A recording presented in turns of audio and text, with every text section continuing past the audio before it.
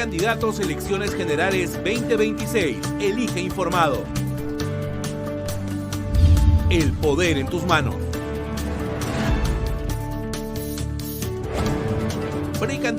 Son las 8:38. Hemos recibido en la cabina de RPP a Marisol Perestello, que durante largo tiempo ha sido miembro del Partido Popular Cristiano, del cual se ha salido hace unos años, y ahora en el partido Primero la Gente postula a la candidatura de ese partido, que tendrá que disputar con otra personalidad de ese partido, el señor Miguel del Castillo.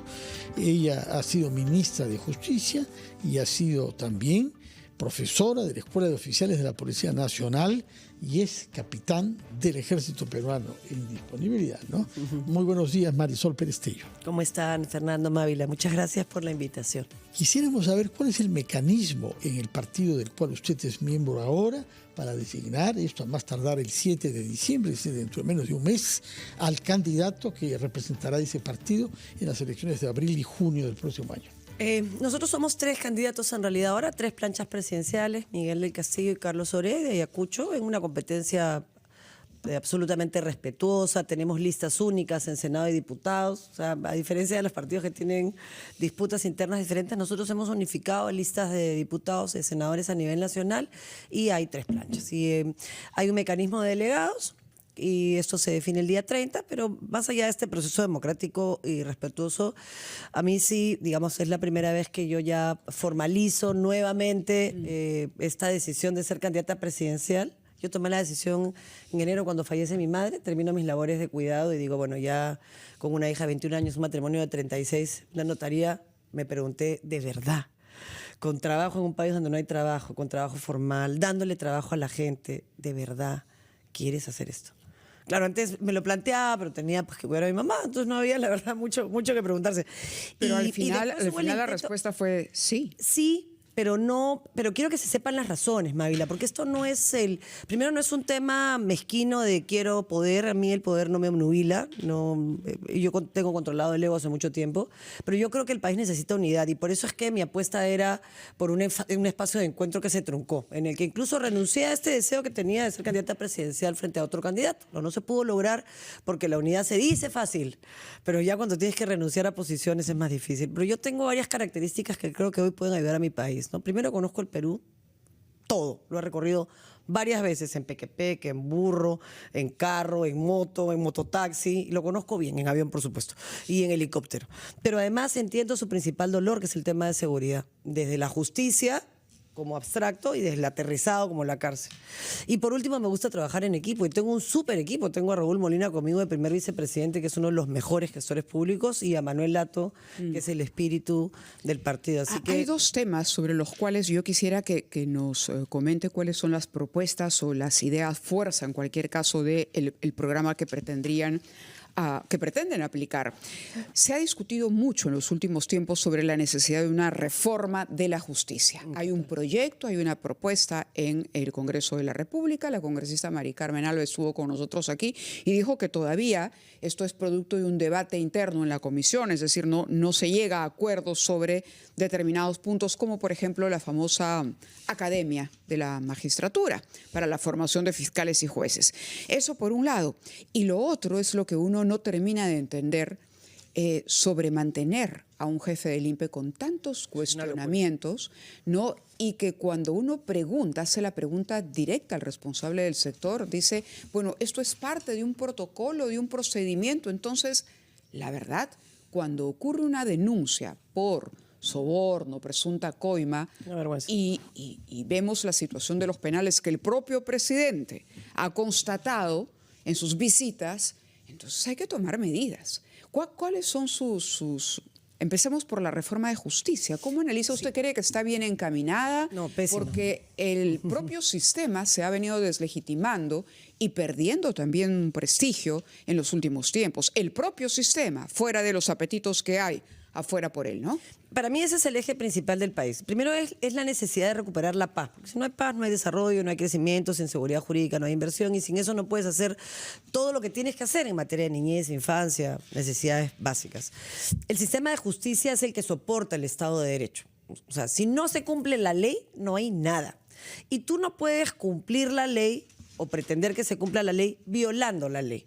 Y es lo que está pasando en estos últimos años en el Perú. Entonces se rompe la ley permanentemente en temas económicos con el equilibrio fiscal, permitiendo que el Estado gaste plata, que el Congreso gaste plata y rompa toda posibilidad de que el Estado se sostenga, con leyes a favor del crimen organizado, que lo que hacen es generar mayor impunidad, porque lo están liberando de responsabilidades. Nosotros planteamos una reforma integral del sistema de justicia que continúe lo que empezamos en el 2016 con el Acuerdo Nacional por la Justicia. El Acuerdo Nacional por la Justicia lamentablemente no contó con el respaldo económico que necesita una reforma, que en realidad es una inversión en justicia en el país y en el que tienen que entrar todos los poderes del Estado. No se puede pretender hacerlo por separado. Tú has hablado del INPE, que es una cosa muy concreta, sí, pero que es la madre del cordero. Ahí tú tienes a más de 100.000 personas que por lo menos el 70% han cometido un delito. Y lo que no puedes hacer es tomar medidas que son contraproducentes a lo que pasa dentro del penal. Si tú le quitas la visita familiar a un privado de libertad, le quitas la humanidad. Y si le quitas la humanidad y ya tiene rasgos o un perfil criminológico, lo pones peor. El único momento en el que el penal adquiere humanidad es Navidad, Día de la Madre, Día del Padre, porque el preso recuerda que tuvo un sueño, que tiene una hija, que tiene una razón. Correcto. Entonces han tomado medidas en estos últimos meses para hay una atingencia, porque estamos hablando de un problema que, está analizando usted un lado del problema, un ángulo del problema, pero el otro es lo que ocurre en las cárceles, que se convierten en despachos desde los cuales criminales lideran organizaciones. Totalmente, pero ¿no? Y esta versión o esta idea que se ha instaurado de que muchos prefieren estar dentro, tienen comida, casa gratis, acceso al teléfono, excusa, seguridad. Y excusa, y coartada. Exacto. Ya, entonces, pero eso es el 1%, Mávila, documentado. Pero, a ver, entonces hay que atacarlo, hay que frenarlo, hay que bloquear. Total, saludo y felicito el bloqueo de los enchufes. Cochamarca, que es el penal que nosotros inauguramos, inauguramos 2 que ya estaban construidos, Moquegua y Cochamarca, no tienen enchufes. Esa es la clave, porque van a seguir metiendo celulares porque hay microcorrupción. Y lo que tú tienes que hacer es bloquear la posibilidad de que eso funcione. Eso es racional, pues eso es conocer el problema de fondo, ¿no? Es peligroso además que quien dirige el INPE hoy día esté mucho más preocupado, sin las credenciales además, porque se modificó la ley para sentarlo ahí. Eso no puede pasar en un país que aspira a ser un país desarrollado. En algún momento, si bien es cierto, hay quienes dicen somos una república en construcción, pero construyamos, no destruyamos, ni avancemos, no retrocedamos. ¿No? Usted dice que tiene que salir, pero sí, el ministro de Justicia, que es el que lo designe y lo respalda, no cree que haya razones para removerlo. Entonces tiene que salir el ministro de Justicia también. Tienen que salir los dos, porque la cárcel, tal y como está ahora, y con todas las medidas que han tomado que no resuelven el problema de fondo Mávila, yo sé que suenan bien y es muy difícil explicar, pero yo no puedo ser tan irresponsable de porque las personas tienen una percepción de la cárcel, decir sí es así. No es así. Yo voy ahí como agente pastoral desde el 2017 para entender el fenómeno criminológico. Y hay presos peligrosísimos que tienen que estar en Chayapalca o que tienen que estar en Cochamarca o en penales de máxima seguridad. Hay presos que se pueden arreglar, para hablar en términos coloquiales, y que van a salir en libertad en los próximos 2 años. ¿Invertimos en que se arreglen o dejamos que se los lleven los peligrosísimos?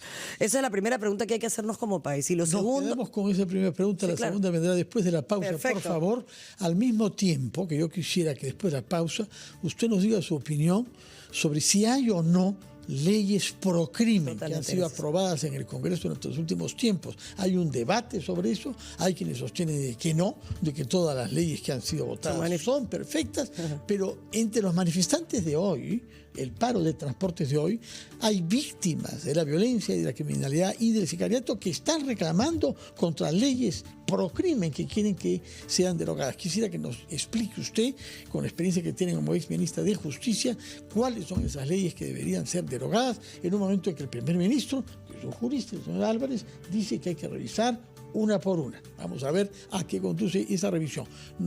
Retomamos nuestra conversación con usted, por favor, después. Son las 8:53. Continuamos conversando con Marisol Perestello. Ha sido ministra de Justicia, congresista y ahora precandidata del partido político Primero la Gente. Fernando había dejado una pregunta, me parece, abierta para escuchar su respuesta. sobre si hay sobre o no si hay o no. leyes pro crimen, como Exacto. algunos piensan, y otros se ofuscan a la sola mención de esa posibilidad. Bueno, y es parte de las demandas de algunos de los Sin duda. sectores que van a concentrarse el día de hoy. Yo te agradezco la pregunta, sin duda las hay. Y esas leyes, las leyes que combatían el crimen organizado, son normas que se hicieron en un periodo en el que yo tuve la oportunidad de ser parte de esa construcción como presidenta de la Comisión de Justicia, y lo que no salió por ahí lo saqué como ministra de Justicia con las facultades delegadas. Así que recuerdo el proceso con total claridad. Había aportes del Poder Judicial, de la Fiscalía, de la Defensa Pública, de la Academia. O sea, fueron mesas de trabajo que duraron mucho tiempo para ver cómo incorporábamos el Convenio de Palermo, cómo mejorábamos la figura de la colaboración eficaz, cómo perseguíamos el crimen organizado con un marco que lo permita. Y lo que han hecho acá es, una a una, han roto los pilares de la persecución del crimen. ¿Cómo persigues el crimen? Para explicarlo en sencillo. Primero, sigues la plata, para que agarres al grandazo, ¿no? No al que lleva la droga en su mochila, ¿no? al que pone la plata para que la droga circule. Lo agarras siguiendo el dinero. La ley de extinción de dominio era clave para poder seguir la plata que la gente no podía explicar, ¿no? Si aparecías con una casa de $1 millón, era simple. ¿De dónde sacaste la plata? Se comenzó a aplicar mal y vieron muchos abusos, pero se corregía la norma, pues. No utilizabas esos abusos para beneficiar a todos los que sí se compraron casas de millones de dólares. Un país tan informal, 50.000 soles, pues no poder explicarlos, pero $1 millón, palabras mayores, ¿no? Podías haber puesto topes, podías haberlo racionalizado. Lo segundo que se hace cuando tú quieres perseguir el crimen organizado es ir por la cabeza. No vas por los peones, vas por el rey. Porque si no cambia los peones, ¿no? Es como los sicarios. Eran de 18, de 17, bajas la imputabilidad penal, los agarran de 15, de 14, de México de 7 años, Fernando. A eso vamos a llegar en el Perú por no saber legislar. Y para mí la más grave es la que saca de la persecución del crimen organizado el tráfico de influencias. Porque todas las demás, el Poder Judicial decidió no aplicarlas. La Fiscalía decidió no aplicarlas. Hizo un control de legalidad, en fin. Controló que la cosa estuviera bien hecha y dijo, esto está mal hecho, no le voy a hacer caso, voy a continuar con los procesos. Pero ya no pueden haber nuevos procesos de tráfico de influencia. El daño ya está hecho. Y lo que hay que hacer es pedirle a este gobierno que termine con eso de una vez para que se deroguen todas esas leyes, y es el primer compromiso que nosotros asumimos cuando lleguemos al gobierno. Lo primero que se va a hacer es derogar toda esa legislación nefasta y tratar en la medida de lo posible de remediar el daño que se ha causado con su existencia para poder hacer lo que te digo. Corto plazo, unidades de flagrancia. Cometes un delito, te vas a la cárcel de inmediato. Cárceles que funcionen. En la cárcel trataré de arreglarte, te educaré, te haré trabajar, porque tienes que trabajar, cárceles productivas. Y si no entiendes a las buenas, bueno, te mandaré a un penal de máxima seguridad para ver si entiendes. Y mientras tanto, te daré mano abierta y mano cerrada. Todas las ventajas y todas las oportunidades, pero no creas que es temor. La mano dura en realidad no es gritar ni insultar al otro. La mano dura es la mano firme, es la que cumple lo que dice, es la que ejecuta la ley, la que dice 120 días de plazo, 120 días de plazo. Y eso es lo que no hay en el Perú, ¿no? En el Perú todo se prorroga, todo se relaja, todo es grito, insulto, show, vas y te paras frente a la policía a hacer tu show, que ¿no? pasan en el Perú, ¿qué opina usted de el despliegue que se ha hecho para hacer frente a la criminalidad en torno a los estados de emergencia en Lima y Callao, en toda esta prohibición de que circulen 2 personas en una moto, etcétera? ¿Está dando resultados? ¿Qué es lo que propondría usted en vez, si es que fuera elegida presidenta? Gracias. El éxito de este gobierno es el éxito de todos nosotros y se lo deseo de verdad. Pero en temas de mi especialidad, como seguridad, lamentablemente han tomado todas las medidas que se conocen como populismo penal en temas legislativos y populismo de actuación en temas de cómo me comporto. Si comunico bien, me tomo buenas fotos y eso está bien, porque necesita dar tranquilidad, pero nada de eso cambia la realidad. O sea, hemos vivido en estados de emergencia los últimos años y no ha cambiado la realidad. Hemos llevado militares que no estaban en su casa cocinando, bordando, ¿ah? Estaban cuidando zonas de trata de personas, zonas de tránsito de drogas, zonas de frontera, a ponerlos en la calle cuando además no están preparados para eso. O sea, todo se ha hecho mal en seguridad. 16 ministros del Interior es parte de la instabilidad política que tiene el país. No hay una sola medida de las que se han tomado en el último tiempo que atiendan los problemas de fondo. Inteligencia policial, militar y dentro del INPE. La inteligencia en el INPE te permite detectar quién es peligroso, dónde lo sacas, quién es el que pasa la droga dentro del penal, quién es... Eso es inteligencia dentro del INPE, pero el INPE es el patito feo del sistema de justicia. Y no nos damos cuenta que mientras tú estás buscando delincuentes en la calle, ahí hay por lo menos el 70% sentenciados y podrías hacer un trabajo para obtener información. Entonces, lo primero, unidades de flagrancia. El que la hace, la paga. Y tú podrías implementar unidades de flagrancia en los 69 penales del país en 24 horas. Porque para construir una unidad de flagrancia se demoran eternamente, ¿no? Como hospitales, como cárceles. Ya no hay tiempo para, ni plata para gastar, ni tiempo para perder. En todos los penales hay un espacio físico que te permite, está la carceleta primero, que te permite poner un fiscal, un policía, una defensa pública virtualmente con un buen sistema, y si lo agarras en la calle, lo metes a la cárcel 24/7. Porque si no, los delincuentes saben a qué hora cometer delitos y dónde. Pues. Y ya después de eso, que es de inicial, tiene que haber una reforma de la policía y una reforma del sistema de justicia, pero ese es mediano plazo y largo plazo. Y por supuesto tienes que atacar las causas de la criminalidad. Si 6 de cada 10 no acabaron el colegio, tienes que cruzar con deserción escolar. Si 7 de cada 10 fueron víctimas de violencia familiar, lo dijo ahora el representante de UNICEF, tienes que atacar con la política de violencia familiar. Y el tema de pandillas, ¿no? Conversábamos ahora sobre los niños y la exposición a peligro y a violencia. De cada 2 niños que tienen violencia sexual, 1 fue violentado sexualmente en su casa. Muchas gracias, Marisol Tello, por estas explicaciones, y sabremos dentro de 4 semanas si es candidata a la presidencia de la República o si las bases de su partido escogen a otro. Pero si tiene usted tiempo y nos acompaña durante la pausa, podemos todavía formularle 2 preguntas, Mávila. Sí, por supuesto. Después de la pausa. Tiempo que... Son las 9:06, estamos conversando con la señora Marisol Tello, que aspira a ser candidata presidencial en nombre de su partido. Primero, la gente tiene antes que participar en elecciones internas. Nos ha dado acá su punto de vista sobre temas jurídicos graves, y ahora queremos hablar sobre economía y un tema que es el más grave de nuestra realidad, que es la informalidad laboral. ¿Cómo hacer para que las buenas cifras que tenemos en algunos indicadores, sobre todo en materia de exportación, puedan traducirse en la generación de un empleo decente? Muchas gracias por la pregunta. Cuando empezamos esta intervención te conté que yo soy notaria desde el 99 y le doy trabajo a 41 personas en planilla. Y en verdad es recontra complicado. O sea, yo ahorita estoy sufriendo porque tengo que pagar CTS.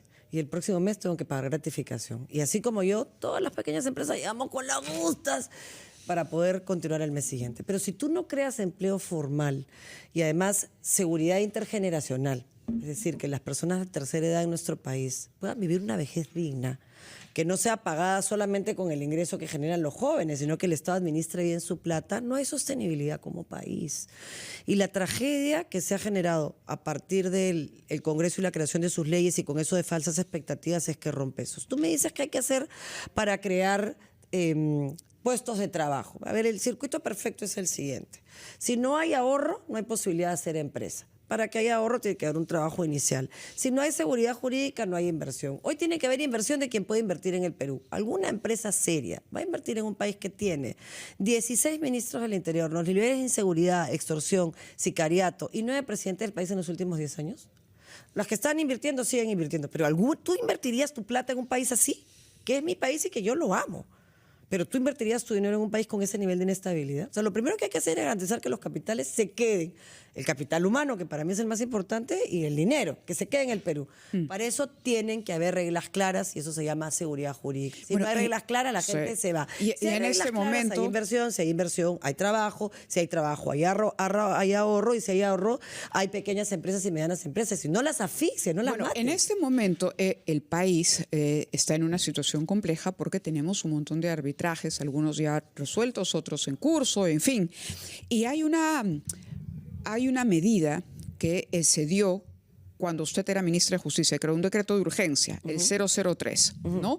Aprobar medidas que eviten la paralización de la ejecución de obras públicas o asociaciones público-privadas y ruptura de la cadena de pagos que ponen en grave riesgo el desempeño económico del país. Y muchos consideraron, o los críticos consideraron, que esto favorecía a Odebrecht, precisamente. ¿Lo volvería a hacer? Pero por supuesto, eso es mano dura.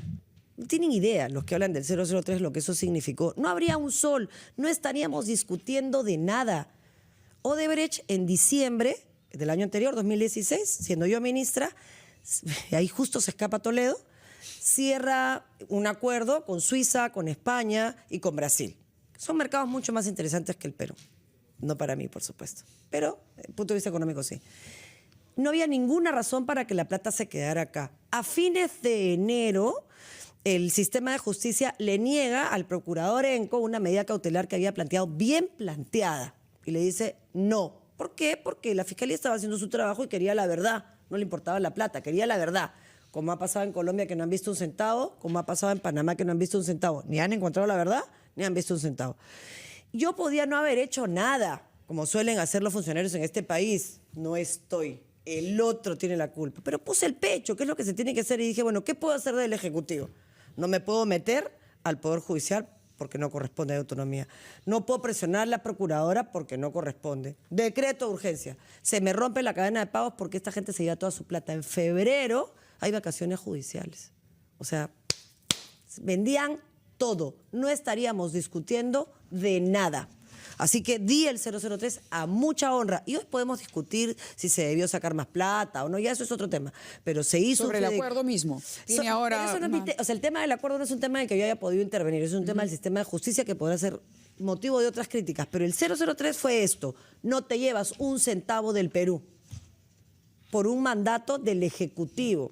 Es una norma que es ejemplo en Latinoamérica. Es el único país que pudo bloquear la salida de capitales. Brasil le ha perdonado la deuda a Odebrecht porque dice que yo fui muy mala.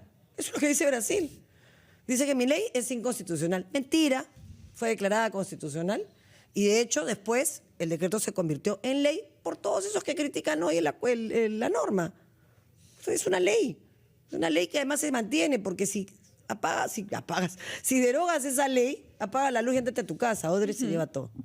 Entonces, estoy contenta, Mávila. Eso para mí es mano dura. Se hace lo que se tiene que hacer. Respecto de la minería informal y de la minería ilegal, ¿qué es lo que haría usted si fuese elegida presidenta? Haría que Reinfo funcione. Lo hicimos en su momento en el 2017. Se dio la norma de Reinfo que... se las cuento rapidito porque la gente habla de eso y no todo el mundo lo entiende.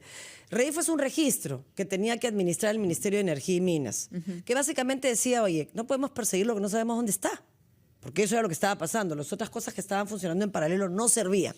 Se declaró de interés formalizar, se dijo, bueno, ¿dónde están? Vamos a darles 120 días para que se inscriban, porque si no se inscriben, no los puedo perseguir si no respetan el proceso de formalización que vamos a hacer. Se le delegó eso a los gobiernos regionales que lamentablemente todavía no han acreditado capacidades para poder administrar bien la plata, ¿no? Y en esos 120 días se les permitía que se inscriban y entonces se les dijo, oye, más o menos, ¿no? Si vas a darme tus armas, ya yo no te voy a meter preso, pero dámelas, ya, pero no las puedes usar después, vamos a regularizar esto.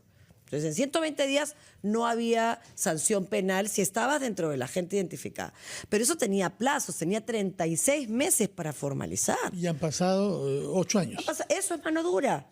Haces lo que tienes que hacer porque ya le diste los plazos, ya le diste las oportunidades. Pero lamentablemente en nuestro país las cosas se hacen para cambiarlas, adendas, prórrogas, reinfos, construcción, no pasa nada. Nadie asume responsabilidad y terminas que llega un Congreso como este nefasto, te deroga todas las normas que persiguen ese crimen y en ese periodo de tiempo todos libres a su casa. Ley de amnistía encubierta, ¿no? Claro. Y entonces vuelves a comenzar y vuelves a intentar, pero bueno, hay que hacerlo porque es nuestro país y hay que pelear todos juntos por él. Muy bien, Marisol Perestello lo hemos comprendido, ¿no? Y veremos entonces si eso Vamos a ver, seguiremos hablando. Sí, por supuesto que sí. Muchas gracias. Y bueno, vamos a ir a una fiesta democrática y estoy segura que va a ser un éxito y que el partido va a salir fortalecido. Ojalá que las elecciones se hagan de la manera más transparente y libre posible y que desemboquen en autoridades que gocen de confianza de la población. Es nuestro deseo para todos. Para mí también.